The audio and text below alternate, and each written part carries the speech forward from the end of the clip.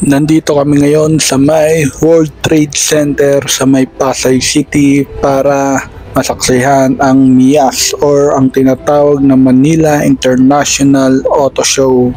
Yan, taon-taon merong ganitong event dito sa World Trade Center na lagi kaming may ticket dito ng aking bebe dahil binibigyan kami ng tita namin ng ticket para makapunta rito sa may MIAS or Manila International Auto Show. Ikutin natin yung buong venue guys at iba't ibang sasakyan yung ipapakita namin sa inyo. Ayan, napakaangas nitong Ford Ranger na to, Ford Raptor.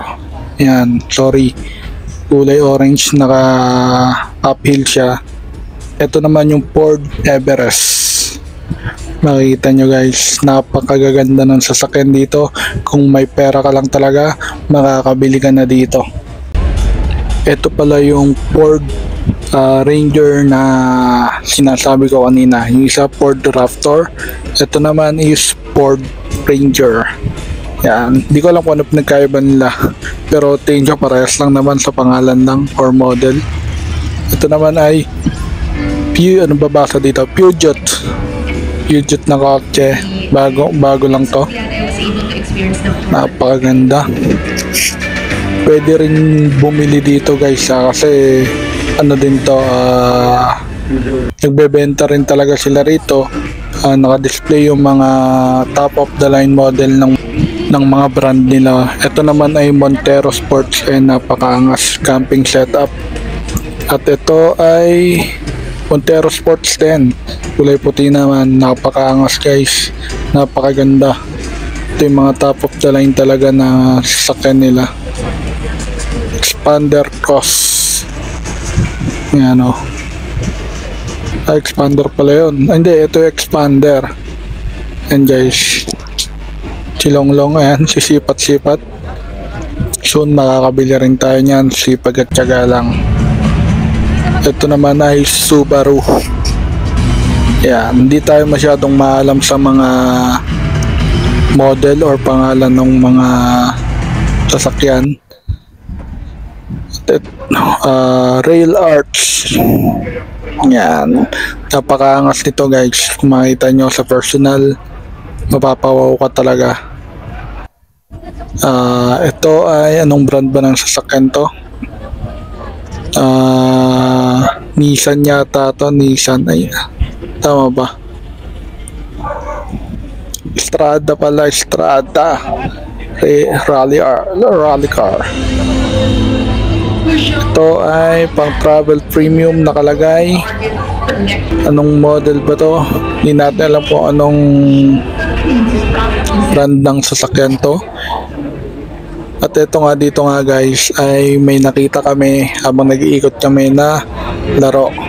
Paramihan lang ng makukuhang stick may premyo sa may Petron. Yan, tignan natin kung makailan tayo. Oops.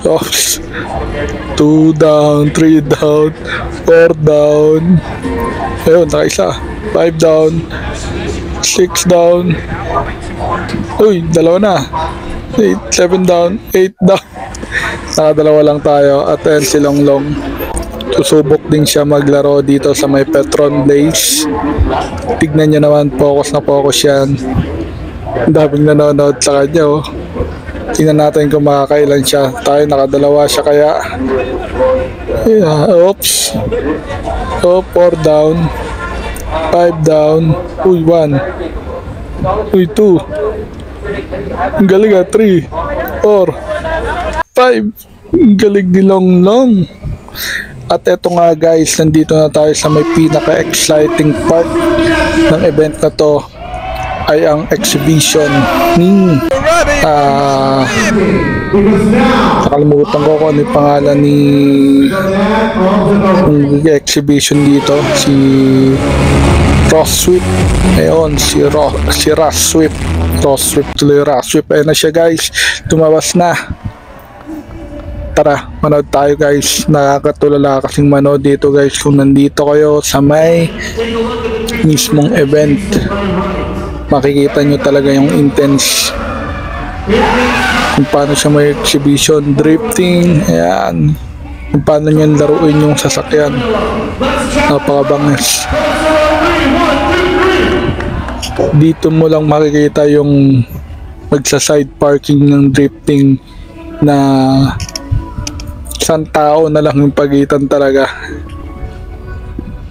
Yan, inilapit pa po niya. Napakagaling mag-drift nito, guys. Ooh. Yan, si Longlong tuwang-tuwa. Kahit napakabaho ng gulong kasi nga nagdi-drift. Sobrang enjoy, guys. Ayan. Nilapit pa nga ng malapit na malapit. Napakabangis nito ni Rush Swift. Tignan nyo naman, guys. Boom! Counting-counting na lang. Napakagaling. May edad na to si Rush Swift. Pero napakagaling humawak ng manubela ng sasakyan. Pinalapit pa nga, nag-more pa. Tingnan natin, guys. Hindi na natin na-videoan yung ibang exhibition niya. Siguro sa susunod na event ng MIAS, pag nakapunta ulit tayo, bibidyohan na natin yung buong exhibition niya. Ayan si Longlong. Tuwan-tuwa, oh. Galing daw, galing. Walang kupas, diba? Sinisipon na siya kasi nga ang baho ng amoy ng gulong, guys. Pagkatapos ng show niya lang. Sabi ko nga, sumakay siya doon, ayaw niya, baka matayin daw siya. Oh, di ba? Yan.